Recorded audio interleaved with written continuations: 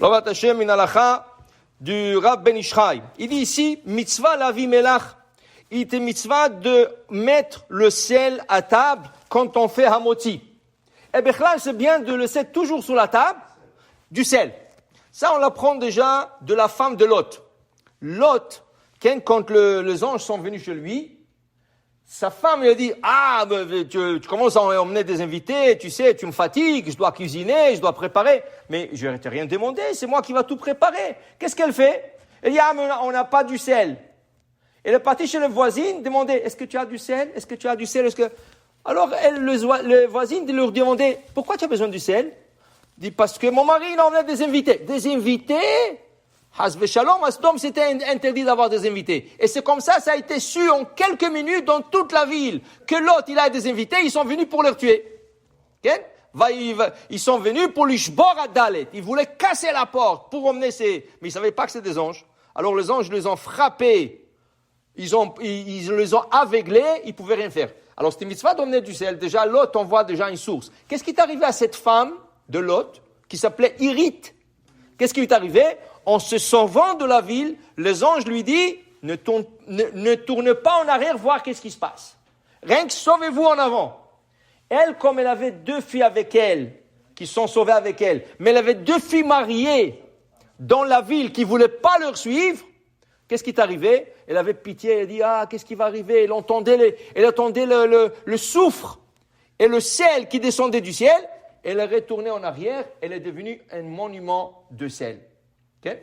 Maintenant, c'était mitzvah d'emmener le sel al pi sod, selon le sod, selon la Kabbale, aussi c'est une grande mitzvah. Pourquoi?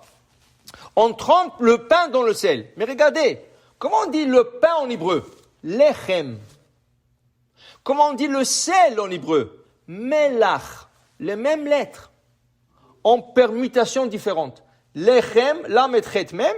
Melach, c'est à l'envers. Même, lam et chet. Dit le Rav Ben Ishchai, le mot lechem contient en lui 3 fois le nom de Dieu.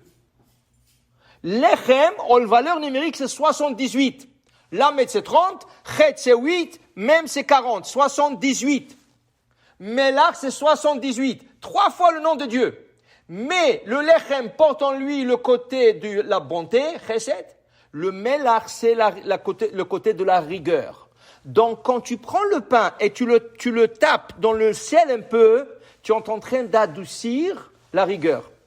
Aussi, une autre différence que met le Kaf HaChaim entre le lechem et le melach, lechem, la lettre même finale, elle est bloquée, elle est fermée. Melach, c'est une même initiale, elle est ouverte. Tu sais qu'est-ce que tu es en train de faire quand tu tapes le pain qui est lechem dans le melach? S'il y a une accusation contre toi, il y a quelqu'un qui ouvre la bouche contre toi, comme les lettres melach qui viennent de la rigueur, le même est ouvert. Ça veut dire que quelqu'un a la bouche ouverte contre toi, tu dois être mechaven, tu dois penser qu'avec le pain, que le même est fermé, tu lui fermes la bouche. Alors qu'il n'y aura pas d'accusation. C'est pour ça, dit le Rav Ben Ishchai, il est très important de garder le sel à table et d'avoir le sel à table quand on fait un moti, aval. Mais, si quelqu'un a fait le moti, velo eviu melach, mais ils lui ont pas emmené du sel, c'est vrai. Selon la halakha, tu as le droit de parler même après la bracha d'un moti lechem melach, dire melach.